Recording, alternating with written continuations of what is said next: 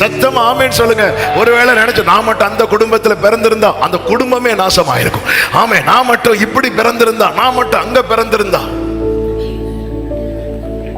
ஆமே ஆமே. இவங்க மட்டும் எனக்கு அப்பாவா இருந்திருந்தா. ஏன் குடும்பத்துல பிரச்சனை உண்டாக்குறீங்க? இல்ல, நீர் தந்த இந்த பிள்ளைகளை உங்க பெற்றோருக்காக ஆண்டவருக்கு அனுதினம் ஸ்தோத்திரம் பண்ணுங்க. அவங்கதான், அவங்களால மட்டும்தான் உங்களை சகிக்க முடியும். பாருங்க, பெற்றோர் முகத்தில் இப்பதான் கரெக்ட் கரெக்ட். ஆமென் ஆமென்.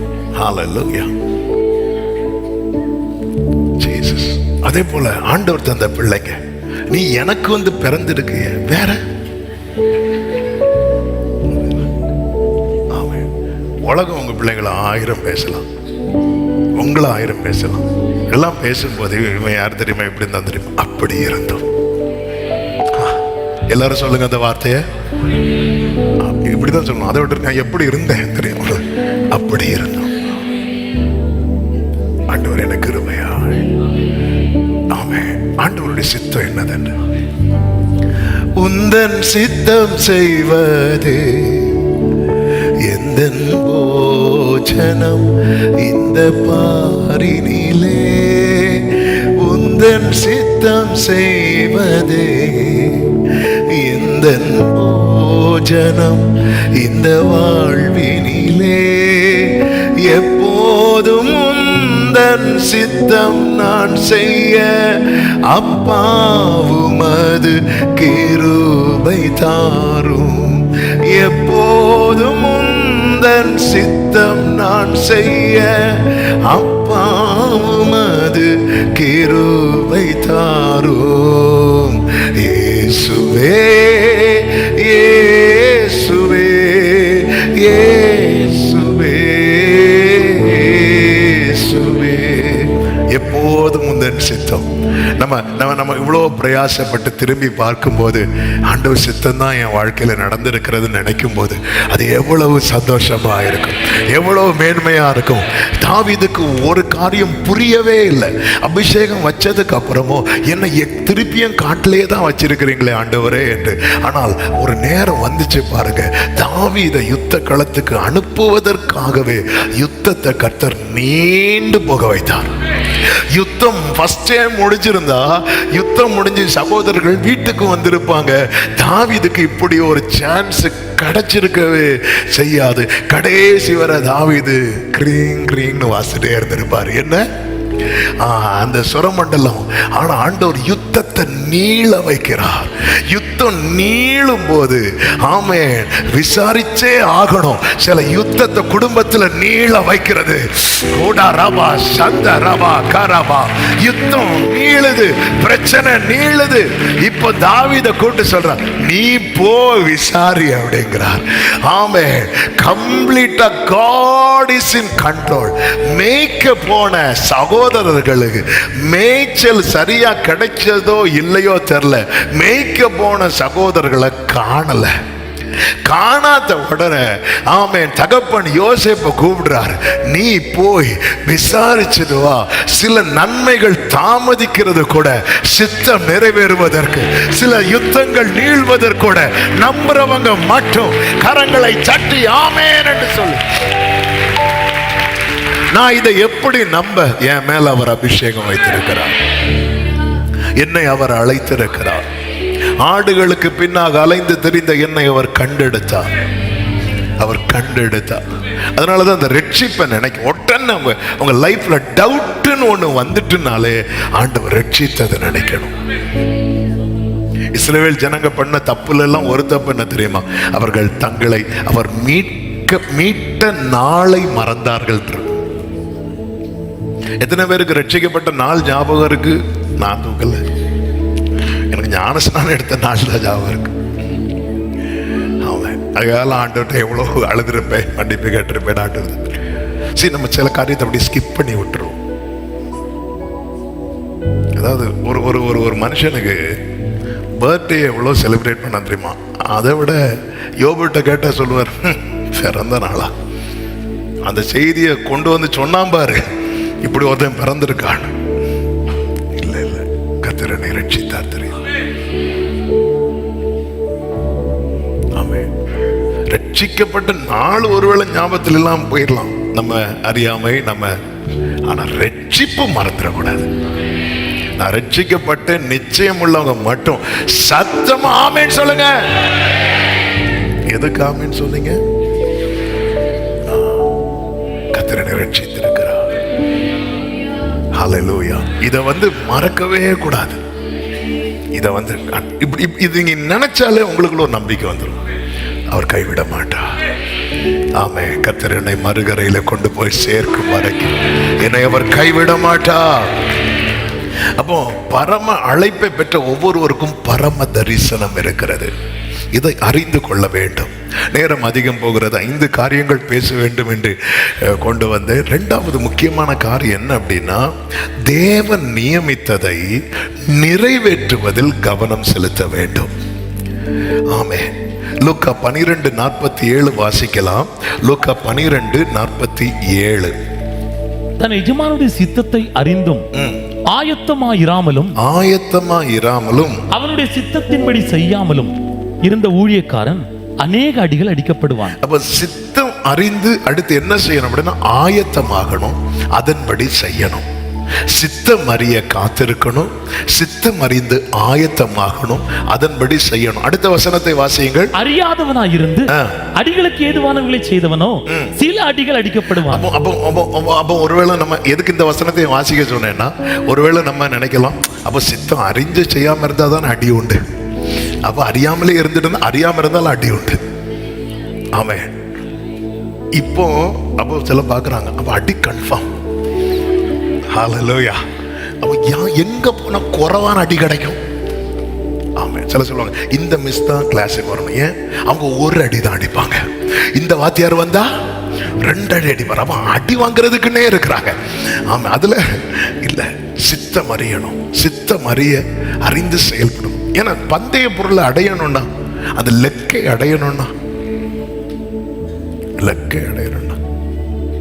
இந்த இங்கேருந்து சென்னையிலேருந்து நாகர்கோவில் இப்படியெல்லாம் அதை ட்ராவல் பண்ணும்போது, அந்த பஸ்ஸில் ஏறும்போது சிலர் கேட்பாங்க டிரைவர்ஸ்கிட்ட. நான் சென்னையிலேருந்து வரும்போது தான் ஏறி இருக்கிறேன். ஒருத்தர் என் ஃப்ரெண்டு சீட்டில் இருக்கிற ஒருத்தர் கேட்குறாரு, வண்டி ஸ்டார்ட் பண்ணவே இல்லை. சார் எப்போ போய் சேரணும்? போமா, போய் சேருவோமா? போகிறதுக்கு முன்னாடி கேட்குறத பாரு. எப்போ போய் இப்படியெல்லாம் பேசுறது சிலருக்கு என்ன செய்யாது தெரியுமா? டிக்கெட்லாம் எடுத்தாச்சு எல்லாம் ஓகே. ஆனால் உடனே வண்டியில் ஏறினதுமே நம்ம மைண்டு என்ன சொல்ல ஆரம்பிக்க தெரியுமா? எப்பவும் போய் சேரணும். ஆனால் ஓட்டுறவங்களுக்கு எப்படி இருக்குன்னா, போய் சேர்ந்தா போதும். டிக்கெட் இருக்கு எல்லாருக்கும். திடீர்னு வண்டி வழியில பிரேக் டவுன் ஆச்சுன்னா, நான் ஒருக்கா வந்தேனே சென்னையில இருந்து இங்க ஒரு அதிகாலை 4:45 மணிக்கு திடீர்னு ஏதோ டைம் அடிக்கிறது மாதிரி இருக்கு. நான் போன பஸ் தான். கர்த்தர் கிருபையாய் காத்தார். அங்கிருந்து இங்க டிக்கெட் எல்லாமே, வண்டி சேரணுமே. அந்த லெக்கை நம்ம அடைஞ்சாதானங்க. லெக்கை அடையணும், அதுக்கு சித்தம் செய்யணும். சித்தம் செய்யணும்னா சித்தம் இன்னது என்பதை அறியணும். ஆண்டவர் சமூகத்தில் இருந்து ஒவ்வொரு நாளும் தேவனால் வழிநடத்தப்பட ஒப்பு கொடுக்கும் போது, ஆமென், சில நேரம் நமக்கே தெரியாது. யோசேப்புக்கு தெரியுமா, எகிப்துக்கு நான் இதுக்கு தான் போறேன் அப்படின்னு? ஒண்ணுமே தெரியாது. ஆனா தேவனை சார்ந்து நிக்கிற ஒருவன் எடுத்து வைக்கிற ஒவ்வொரு ஸ்டெப்புமே சித்தத்துக்கு உட்பட்டு தான் கர்த்தர் வைப்பாரே தவிர அதற்கு மாறாக வைக்க விடவே மாட்டான். ஆமென் சொல்லுங்க பார்க்கலாம். அடுத்த காரியம், தேவன் நியமித்ததை செய்வதில் கவனமா இருக்கணும். சித்தம் அறிந்தும் ஆயத்தம், ஆண்டவர் இதுதான் தேவ சித்தமா, அதுக்கு ரெடி ஆகணும், அதை செய்யணும். கர்த்தர் அதுக்கு வேண்டிய கிருபைகள் எல்லாம் நமக்கு தருவார். 1 சாமுவேல் 15வது அதிகாரத்தில், ஆமென், சவுல் இஸ்ரவேலுக்கு ராஜாவாக தெரிந்தெடுக்கப்படுகிறான். தேவன் அவனை கொண்டு வந்து அபிஷேகித்து அவனை முத்தமிட்டு அவனை தேவன் தெரிந்தெடுக்கிறார். இப்பொழுது கர்த்தர் சாமுவேலை கொண்டு அவனோடு பேசுகிறார். என்ன பேசுகிறார் அப்படின்னா, 2வது வசனத்தை வாசியுங்கள். சேனைகளின் கர்த்தர் சொல்லுகிறது என்னவென்றால், இஸ்ரவேலர் எகிப்திலிருந்து வந்தபோது அமலேக் அவர்களுக்கு வழிமறித்த செய்கையை மனதிலே வைத்திருக்கிறேன். நல்ல கவனமா கேளுங்க. ஆமா, நான் இந்த சம்பவத்தை ரொம்ப டச் பண்ணல. ஆனா இதுல இருக்கிற சில வார்த்தைகளை புரிவதற்காக இந்த சம்பவத்தை எடுத்து சொல்றேன். ஆண்டவர் ஒரு காரியத்தை மனதில் வைத்திருக்கிறார். நீங்க எல்லாம் நல்ல கவனமா கேட்கணும். அவர் மனசுல எந்த காரியம் தெரியுமா? சவுல் வாழ்கிற அந்த நாட்களுக்கு அப்படியே ஒரு 400 வருஷத்துக்கு முன்னாடி நடந்த ஒரு சம்பவம். 400 வருஷத்துக்கு முன்னாக நடந்த ஒரு சம்பவம். ஒரு 350 400 வருஷத்துக்கு முன்னாக நடந்த ஒரு சம்பவம். என்ன சம்பவம்? இஸ்ரவேலர்கள் புறப்பட்டு வராங்க. ரெவிதீமுக்கு வரும்போது யாரு ஃபைட் பண்ண வராங்க தெரியுமா? வழிமுறை அமலேக்கியர் வராங்க. இந்த விஷயம் என் பிள்ளைய வழி தடுக்கிறதுக்கு அமலேக்கியன் வரான். இந்த மேட்டர் யாரு மனசுல வச்சிருந்தார் தெரியுமா? கர்த்தர். அப்போ மனதில் பல 100 ஆண்டுகளாக மனதில் வைத்த ஒரு காரியத்தை இப்ப யாரை வச்சு நிறைவேற்ற தீர்மானிக்கிறார் தெரியுமா? சவுலை வைத்து. இந்த வேர்டு தான் கடந்த நாள்ல என்ன ரொம்ப யோசிக்க வைத்த, தேவ சமூகத்தில் ஒரு விஷயம் கூட அர்ப்பணிக்க வைத்த வார்த்தை. அவர் ஏதோ ஒரு காரியத்தை அல்ல நம்ம மேல தீர்மானித்து வைத்திருப்பது. பல 100 ஆண்டுகளாக அவர் மனதில் வைத்திருக்கிற சில காரியங்கள். இதுக்கு இவன் தான், இதுக்கு இவள் தான் அப்படின்னு அவர் செட் பண்ணி வச்சிருக்கிறார். அதனாலதான் பவுல் சொல்றார், என்னை உண்மை உள்ளவன் என்று எண்ணி அவர் நம்பிட்டார். இந்த விஷயத்தை இவன்கிட்ட கொடுக்கலாம், இவன் செய்வான். இந்த விஷயத்தை இவள்கிட்ட கொடுக்கலாம், இவ செய்வான் அப்படின்னு அவர். இதுக்கு முன்னாடி எத்தனை பேர் வந்தாங்க, அவங்களெல்லாம் ஆண்டவர் தள்ளி விட்டு, ஓகே இவனை பண்ணலாம், இவன் இதை செய்வான். நம்ம வாழ்க்கையில தேவன் ஒரு காரியத்தை துவங்குகிறது, தேவன் ஒரு காரியத்தை செய்ய தீர்மானித்திருப்பது என்பது அவர் மனசுல பல ஆண்டுகளாய் இருந்த காரியம், பல ஆண்டுகளாய் இருந்த காரியம். பவுல்கிட்ட கேட்டா சொல்ல, என் விஷயத்துல அவர் ஏன் ரொம்ப பொறுமையா இருந்தார் தெரியுமா? நான் வாங்கின நிருபம் எல்லாமே சபையை இடிக்கிறதுக்கான நிருபம். ஆனா என்னை குறித்து தேவன் ஒரு திட்டம் வைத்திருந்தார். என்ன திட்டம்? இந்த வேதத்துல ஆமென் சில புத்தகங்கள் எழுதப்பட வேண்டும். அதற்கு கர்த்தர் என்ன பயன்படுத்துவதற்கு திட்டம் வைத்திருக்கிறார். ஓ ஜீசஸ், ஆமென். அதனாலதான் பவுல் சொல்ற, இதுக்கு நான் பாத்திரவானே கிடையாது, இதற்கு நான் பாத்திரவானே கிடையாது. நான் அப்போஸ்தலர் என்று எண்ணப்படுவதற்கு நான் பாத்திரவான. எனக்கு ஏதோ ஒரு உங்களுக்கு ஒரு கிருபையை தந்து, உங்களுக்கு ஒரு தாளந்தை தந்து, உங்களுக்கு ஒரு வாய்ப்பை தந்து, உங்களுக்கு ஒரு ஸ்தானத்தில் ஏற்படுத்தி கர்த்தர் ஒன்றை செய்கிறார்னா இது ஏதோ திடீர்னு முளைத்ததல்ல. பல ஆண்டுகளுக்கு முன்பதாகவே அவர் மனதில் வைத்திருந்த காரியம். ஆமென் சொல்லுங்க பார்க்கலாம். எத்தனை 100 ஆண்டுகள். ஆமென், ஹல்லேலூயா. அப்ப ஆண்டவரே, இன்னைக்கு ஒரு காரியத்தை என்ன கொண்டு நீங்க செய்யணும்னு தீர்மானிக்கும் போது, இதுக்கு எனக்கு முன்னாடி எத்தனை பேர் போயிருப்பாங்கப்பா. என்னிலும் பக்தன்மார், என்னிலும் சக்தன்மார், எத்தனையோ பேர், எத்தனை பேர் ஆண்டவரே இன்னைக்கு கேட்கிறா. அன்பு சகோதர, அன்பு சகோதரி, கர்த்தர் ஏதோ ஒன்றை உங்ககிட்ட வெளிப்படுத்தணும்னு வர்றது உங்களுக்கு ஃபீல் ஆகுது. கர்த்தர் ஏதோ பேசணும்னு நினைக்கிறார், ஏதோ சொல்லணும்னு நினைக்கிறார். கடந்த நாள் ஒரு சகோதரர் வந்து அவன் கையை பிடிச்சிட்டு அழுறாரு. என்ன சொல்லி அழுறாருன்னா, ஆண்டவர் ஏதோ என்கிட்ட சொல்லணும்னு விரும்புறாரு, எனக்கு பயமா இருக்குன்னு சொல்லி அழுறாரு. ஆமே, இதெல்லாம் ஏன் ஆண்டவர்? சில நேரத்தில் நமக்கு தோணும், இதெல்லாம் ஏன் ஆண்டவர் என்கிட்ட சொல்றீங்க, இதெல்லாம் ஏன் ஆண்டவர் என்கிட்ட பேசுறீங்க? மோசைக்கு அப்படிதான் தோணுச்சு. இதை ஏன் ஆண்டவர் 400 வருஷம் கழிச்சு அப்படின்னாரு. 400 வருஷமா மனசுல இருந்த காரியத்தை முச்சடியில எழுந்தருளி மோசை கிட்ட அன்னைக்கு பேசினார். அடுத்து 400 வருஷம் மனசுல இருந்த காரியத்தை இன்னைக்கு சவுல்கிட்ட பேசுறார். ஹல்லேலூயா. இப்படி எத்தனை 100 ஆண்டுகளாய் அவர் மனதில் இருக்கிற காரியத்துக்கு தேவன் கிருபையாய் நம்மை தாயின் கருவில் தோன்றும் முன்னமே தெரிந்தெடுத்திருக்கிற தயவை எண்ணி எத்தனை பேர் ஆண்டவருக்கு ஸ்தோத்திரம் செலுத்துகிறீர்கள்? இந்த சவுல் என்ன பண்றார் தெரியுமா? நன்றாக ஆரம்பிக்கிறான். இந்த சவுல் என்ன பண்ணுகிறான்? அவன் ஆட்களை எல்லாம் சேர்த்து அவன் கேனியரை பார்த்து சொல்லுகிறான், கேனியரே, நாங்க அமலேக்கியரை அட்டாக் பண்ண போறோம், உங்களுக்கு சேதம் வராதபடிக்கு நீங்க என்ன பண்ணுங்க, அவர்களை விட்டு பிரிந்து போங்கள் என்று சொல்லுகிறான். ஆமா, அப்ப எவ்வளவு நல்ல ஷார்ப்பா ஆரம்பிக்கிறான் பாருங்க. ஆண்டவர் வேண்டாம்னு சொல்றது வேண்டாம், அவ்வளவுதான். ஆமென். ஆண்டவர் எதை வேண்டான்னு வைக்கிறாரோ அதுதான் வேண்டான்னு வைக்கணும். கர்த்தருக்கு மகிமை உண்டாவதாக. சில கேனியர் ஆகிய நம்மை சார்ந்த சகோதரர்களுக்குள்ளே அமலேக்கியன் என்கிற சில சுபாவங்கள் இருக்கும். நம்ம என்ன பண்ணுவோம் தெரியுமா? அந்த கேனியரையும் சேர்த்து வேண்டான்னு வைப்போம். அப்படி வைக்க கூடாது. நம்ம எதை தான் அழிக்கணும் தெரியுமா? அமலேக்கியனை தான் அழிக்கணுமே தவிர கேனியர். அந்த 6வது வசனத்தை வாசிக்கலாம். சவுல் கேனியரை பார்த்து, அமலேக்கியரோட கூட உங்களையும் மாறிக்கொள்ளாதபடிக்கு அவர்கள் நடுவிலிருந்து புறப்பட்டு விலகி போடுங்கள். இஸ்ரவேல் எகிப்திலிருந்து வந்தபோது நீங்கள் அவர்கள் எல்லாருக்கும் தயவு செய்தீர்கள் என்றான். அப்படியே கேனியர் அமலேக்கியர் நடுவிலிருந்து, அப்போ நல்ல அமலேக்கியர் நடுவிலிருந்து நல்லா புரிஞ்சுக்கோங்க, இங்க ரெண்டு கூட்டத்தார் இருக்கிறாங்க. கேனியர் இருக்கிறாங்க, அமலேக்கியர் இருக்கிறாங்க. நான் சரித்திரத்துக்குள் ரொம்ப போகல, நான் ஆவிக்குரிய கண்ணோட்டத்தோடு சொல்றேன். இன்னைக்கு சிலர் நமக்கு தீமை செய்வாங்க தெரியுமா? அவங்க ஒரு காலத்துல ஏதோ ஒரு விதத்துல நமக்கு நன்மையா இருந்தவர்கள். நம்ம அவங்களுக்குள்ள இருக்கிற அந்த தீமையாகிய அமலேக்கிய தான் நம்ம பகைக்கணுமே தவிர அந்த கேனியரை நம்ம என்ன செஞ்சிடக்கூடாது. நல்லா ஆரம்பிக்கிறான் பவுல். நமக்கு ஒரு காரியம் ஒரு நாள் செஞ்சது பிடிக்கலன்னதும் அந்த நபரையே நம்ம அவாய்ட் பண்ணிடும், வேண்டவே வேண்டாம் அப்படின்னு. தேவ சித்தத்துக்கு உட்பட்டவன் இதுல ரொம்ப கேர்ஃபுல்லா இருக்கணும். ஒரு குறி சொல்லுகிற ஆவி உடையவள் பவுலும் சீலாவும் போகிற இடத்துல எல்லாம் வந்து நின்று பேசிட்டே இருப்பா. பவுல் கொஞ்ச நாள் பார்த்துட்டே இருந்தார். அவளும் தாங்க முடியாம ஆவியிலே சினம் கொண்டு அவர் யாரை கண்டம் பண்ணுவார் தெரியுமா? அந்த அம்மாவை ஒன்றும் சொல்ல மாட்டாரு. அந்த அம்மாவை பிடிச்சிருக்கிற அந்த ஆவியே, குறி சொல்லுகிற ஆவியே, இவளை விட்டு போ அப்படிம்பாரு. அது போயிட்டு இந்த அம்மா ஹீல் ஆயிட்டு. ஆமென். நமக்கு யுத்தம் மாம்சத்தோடு ரத்தத்தோடு அல்ல அல்ல. இப்படி இதனால நமக்குள்ள எத்தனை பேரை பகைக்கிறோம் தெரியுமா? இயேசு பகையை சிலுவையிலே கொன்றார் என்று பைபிள்ல இருக்கு. அப்ப பகை எங்க வாழாது தெரியுமா?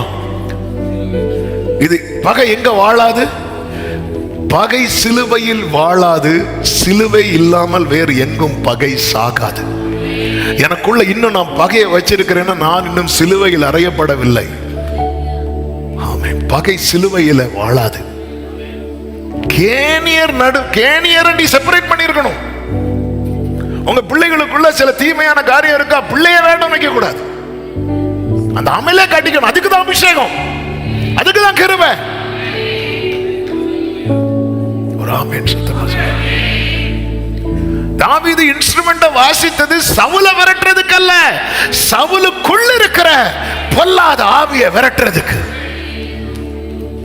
இன்னைக்கு நம்ம கேனியரையும் சேர்த்து ஆண்டவர் ஒரு ஊமையை சொல்லும் போது, ஆண்டவரே கதிர்கள் வளரும் கூட்டத்தில் எதுவும் வளருது தெரியுமா? களைகள் வருது. ஆண்டவர் வெயிட் பண்ணு, இப்ப அவசரப்படாத, அறுப்பு நாள்ல பார்த்துக்கலாம். இப்ப ஏன் ஆண்டவர் அவசரப்படக்கூடாது? இப்ப நீ 4 களையை பிடுங்கிறது மேட்டர் இல்லப்பா, அதோடு கூட எதுவும் வந்துடும் தெரியுமா? அந்த கதிரும் வந்துடும். அது போயிடக்கூடாது. ஏன்னா அதுக்காக வடித்த தண்ணீர் இருக்கிறது, அதற்காக பட்ட பிரயாசம் இருக்கிறது. அந்த பிரயாசத்தின் பலனை பார்க்கணும். களை மட்டும்தான் எரிக்கப்படணும், கதிர் நாசமாயிடக்கூடாது. கரெக்டா ஒரு தேவ பிள்ளை இதுல ரொம்ப கேர்ஃபுல்லா இருக்கும். இதனால எத்தனை நாட்கள் நெடுநாட்கள் பகையை சுமந்துட்டு இருக்கிறோமே. இன்னைக்கு நம்ம ஒருத்தங்களை வேண்டான்னு ஒதுக்கி வச்சிருக்கிறோம், பகைக்கிறோம் அப்படின்னா அவங்க திரும்பி ஏதாவது ஒரு நன்மை அவங்க ஒரு காலத்துல இருந்துச்சு நல்லா பேசி இருப்பாங்கல்ல. பொதுவாக நம்ம விரோதிகளை நம்ம பகைக்க மாட்டோம். ஏன்னா அவங்க ஆல்ரெடி யாரு தான் நமக்கு விரோதிகள். ஆனால் நம்ம கூட இருக்கிறவங்க இன்னைக்கு பகை விரோதம்னு சொல்றது யாருன்னு பார்த்தா, ஒரு காலத்தில் இவங்க எப்படி இருப்பாங்க தெரியுமா? நாங்கள் ஒரு பாயில் உறங்கி ஒரு தட்டில் சாப்பிட்டு, இதான் பிரச்சனை. ஏன் இன்னொரு பாய் கேட்டால் தர மாட்டாங்களா? சிலர் வச்சா குடுமி, அடிச்சா மொட்டை. பாசம்னு அந்த அர்த்தம் எங்க போனாலும் அவங்கள கூட்டிட்டு தான் போவாங்க. அது கொஞ்ச நாள் ஓடும். அதோட எல்லாத்துக்கும் ஒரு எல்லை போட்டு பழகணும். ஆமே. இம்மட்டும் வா. புருஷன் மனைவி காரியத்தை ரொம்ப க்ளோஸ் சொல்லி யார்ட்டையும் பேசிட்டு இருக்க கூடாது.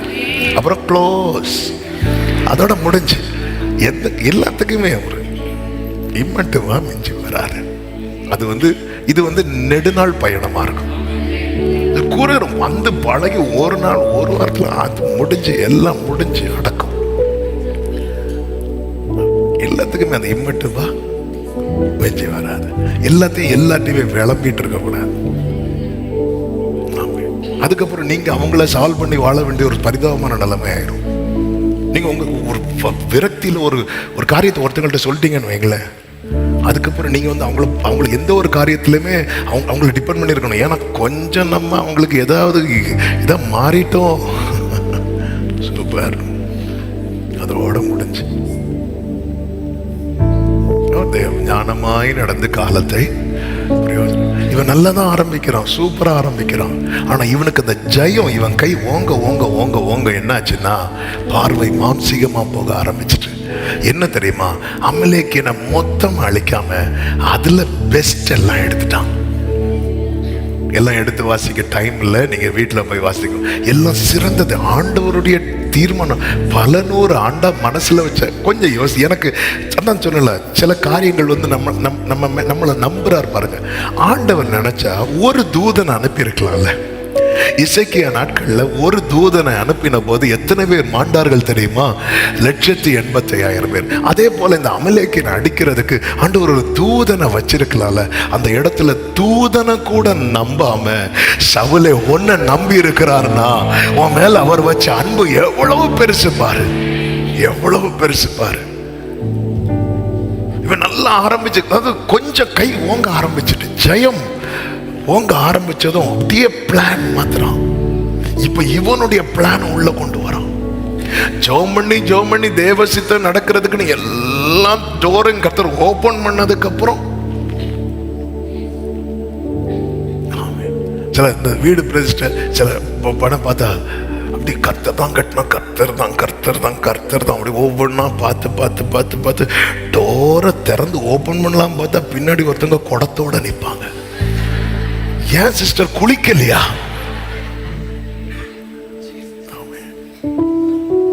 இடியுதா?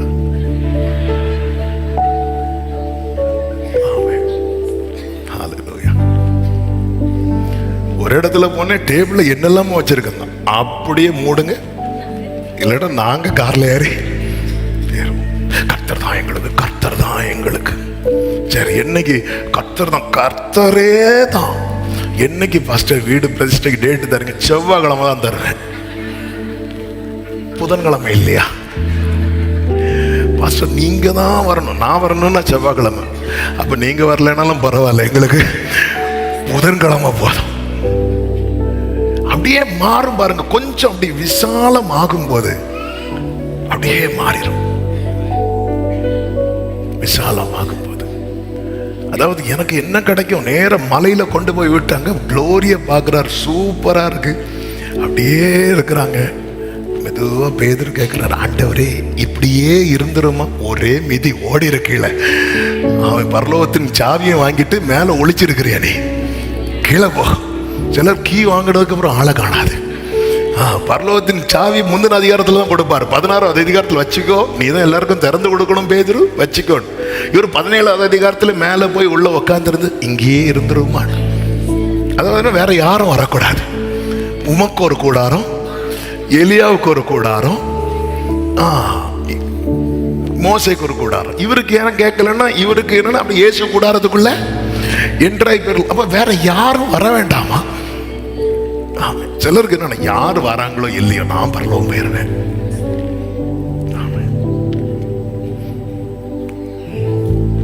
நல்லா ஆரம்பிக்கிறான்.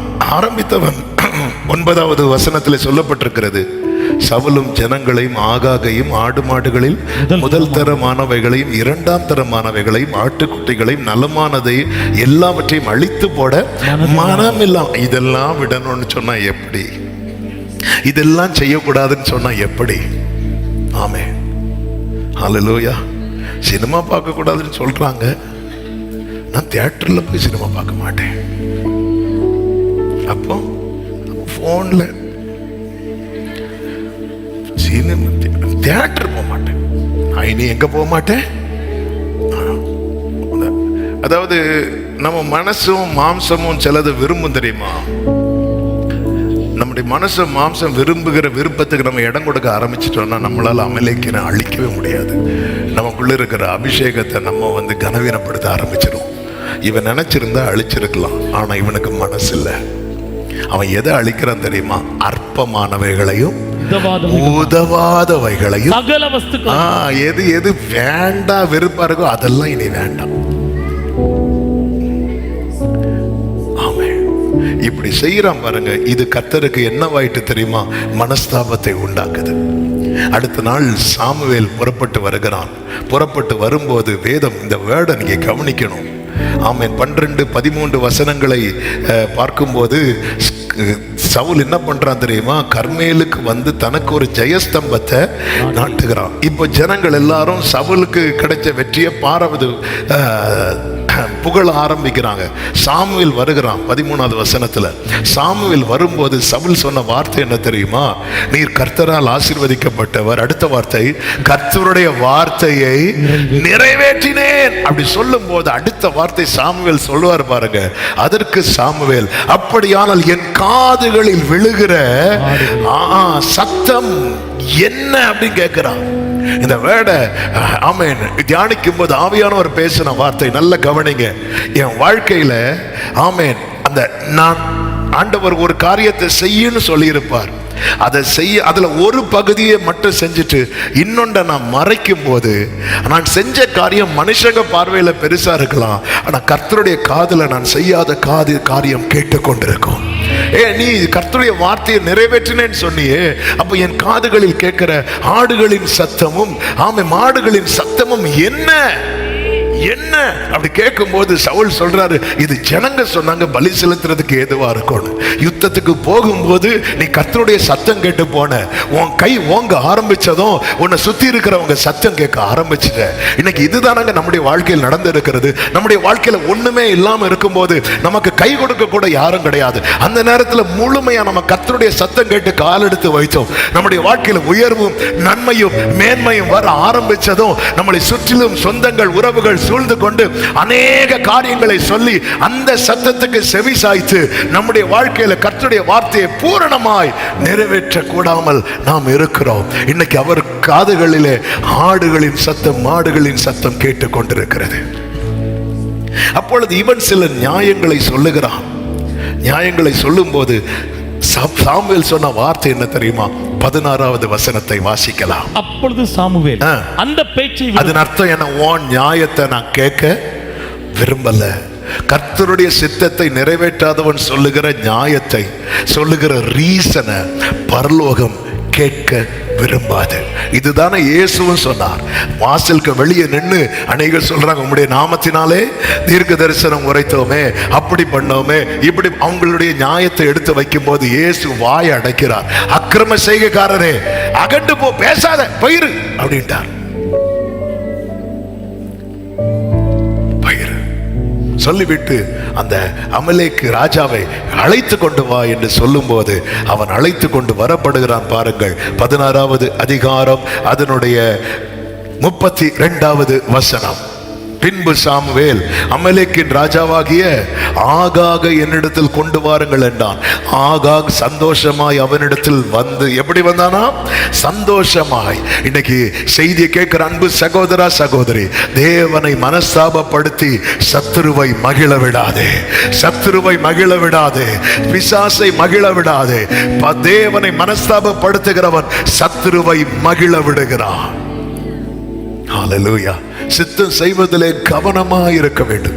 பல 100 ஆண்டுகளாய் மனதில் வைத்திருந்த காரியத்தை கர்த்தர் சாமுவேலை வச்சு செய்யலாம், சவுலை வச்சு செய்யலாம் பார்த்தா அவன் கை ஓங்க ஆரம்பிச்சதும், அவனுக்கு கொஞ்சம் விசாலம் உண்டாக ஆரம்பிச்சதும், இன்னைக்கு வாழ்க்கையில கொஞ்சம் மேன்மை கொஞ்சம் உயர்வு வர ஆரம்பிச்சதும், ஆமே நாம் நம்முடைய ராஜ்யத்தை குறித்து யோசிக்க ஆரம்பிக்கிறோம். ஹல்லேலூயா. தேவ சித்தம் செய்வதில் கவனமாயிருங்கள்.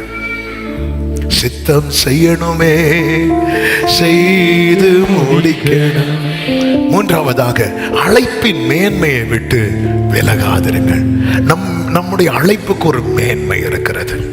எப்படி நம்முடைய சரீரத்தில் இருக்கிற ஒவ்வொரு அவயவங்களுக்கும் ஒவ்வொரு உபயோகம் இருக்கிறதோ, அதே போல நம் ஒவ்வொருவருக்கென்று கர்த்தர் ஒரு மேன்மையை வைத்திருக்கிறார்.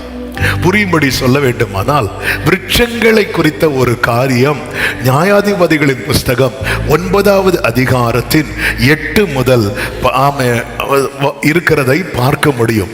அதிலே விருட்சங்கள் எல்லாம் சேர்ந்து என்ன செய்ததா, ஒரு ராஜாவை அபிஷேகம் தங்களுக்கு பண்ணும்படியாக ஒவ்வொரு மரத்துக்கிட்டையாய் போய் சொல்லுகிற சம்பாஷணை, அங்கிருந்த சூழ்நிலைக்கு யோதாம் வந்து மூலமா இந்த காரியம் சொல்லப்படுகிறது. நமக்கு சரித்திரத்துக்கு இப்ப போகல, அந்த சம்பவத்துக்குள் சொல்ல விரும்புகிறேன். இப்ப விருட்சங்கள் எல்லாம் சேர்ந்து, எல்லா மரங்களும் சேர்ந்து தங்களுக்கு ஒரு ராஜா வேணும்னு சொல்லிட்டு முதல்ல யாருக்கிட்ட போச்சு தெரியுமா? ஒலிவ மரத்துக்கிட்ட போச்சு. ஒலிவ மரத்துக்கிட்ட போய் சொல்லுது, நீ எங்களுக்கு ராஜாவா இரு. இது சாதாரணமான விஷயமா? விருட்சங்களுக்கு ராஜாவா இருப்பது என்பது. உடனே ஒலிவ மரம் சொல்லிச்சுதான், தேவர்களும் மனுஷரும் புகழுங்கிற என்னில் உள்ள என் கொழுமையை நான் விட்டு விட்டு. மரங்களை அரசாளுகிறது அது சாதாரண பொசிஷனா? அது மேன்மை தாங்க. ஆனா தேவர்களும் மனுஷர்களும் புகழுகிற ஒரு கொழுமையை கர்த்தர் எனக்கு கொடுத்திருக்கிறார். அதை விட நான் வேற எதையுமே மேன்மையா பார்க்கல. ஆமே. உங்களுக்கெல்லாம் என்ன தெரியுமா? இவங்களுக்கெல்லாம் இந்த மரத்துக்கிட்ட இருந்து கற்றுக்கொள்ளுங்கள். ஆண்டவர் எறும்பு கிட்ட போய் கற்றுக்கொள். இந்த மரம் சொல்லுது, எனக்கு ஒரு கொழுமை இருக்கு, எனக்கு ஒரு மேன்மையை கர்த்தர் வச்சிருக்கிறார். நீ சொல்ற ஸ்தானம் நல்ல ஸ்தானம் தான், ஆனா இதை நான் விட்டுட்டு நான் போக விரும்பல. இதை நான் விடாத வரைக்கும் தேவன் என்னை புகழ்ந்து கொண்டே இருப்பார். நான் பிரயோஜனமா இருந்து கொண்டே இருப்பேன். என்னில் உள்ள என் கொழுமையை விட்டுட்டு நான் அரசாள போவேணும். அது ரிஜெக்ட் பண்ணுது. அப்படியே இதெல்லாம் எங்க போகுது அப்படின்னா அத்திமரத்துக்கு கிட்ட போகுது. நீ எங்களுக்கு ராஜாவா இரு என்று அத்திமரம் சொல்லுது, நான் என் மதுரத்தையும் என் நற்கனியையும் விட்டு மரங்களை அரசாள வேணும். எனக்குன்னு ஒரு மதுரம் இருக்கிறது, அநேகருக்கு சுவை கொடுக்கிறது, நற்கனி இருக்கிறது. அநேகருடைய எனக்கு இப்படி ஒரு கிரேஸ, இப்படி ஒரு மேன்மையை கர்த்தர் வைத்திருக்கிறார். இதை விட்டுட்டு அது எனக்கு தேவை கிடையாது. அப்படியே எல்லாம் சேர்ந்து எங்க போகுது அப்படின்னா திராட்சை செடி கிட்ட போகுது. திராட்சை செடி சொல்லுது, தேவர்களையும் மனுஷரையும் மகிழ பண்ணும் என் ரசத்தை நான் விட்டு விட்டு மரங்களை அரசாள போவேனோ அப்படி சொல்லுது. நல்ல கவனிங்க. ஒலிவ மரத்துக்கிட்ட போகுது. அடுத்து இதுக்கெல்லாம் ஒலிவ மரம் கிடையாது, அத்தி மரம் கிடையாது, ஒலிவ மரம். இது திராட்சை செடி. இதுக்கெல்லாம் நிறைய வித்தியாசங்கள் இருக்கு. என்னதான் வித்தியாசம் இருந்தாலும் அது எதுல திருப்தி அடைந்து தெரியுமா? தனக்குன்னு ஒரு மேன்மையை வச்சிருக்கிறார். என்ன ஆண்டவர் ஒலிவ மரம் போல படைக்கலையே, அது அப்படி ஓங்கி வளருது. ஆனா என்ன அப்படி, நான் திராட்சை செடி அல்லவா, ஓங்கி யாராவது என் மேல விழுந்தா நான் ஒடிஞ்சிருவேனே அப்படி சொல்லி அது புலம்பாம எனக்குன்னு ஒரு ரசத்தை வச்சிருக்கிறார். அத்திமரம் சொல்லுது, எனக்குன்னு ஒரு மதுரத்தை வைத்திருக்கிறார். ஒலிவ மரம் சொல்லுது, எனக்குன்னு ஒரு கொழுமையை கர்த்தர் வைத்திருக்கிறார். என கேட்கிற அன்பு சகோதரா சகோதரி, உங்களுக்குன்னு ஒரு கொழுமையை, உங்களுக்குன்னு ஒரு மதுரத்தை, உங்களுக்குன்னு ஒரு ரசத்தை நம்புறவங்க மட்டும் சத்தமாவே சொல்லுங்க. என்னை கர்த்தர் சும்மா படைக்கவில்லை, என்னை கர்த்தர் விருதாவாய் படைக்கவில்லை.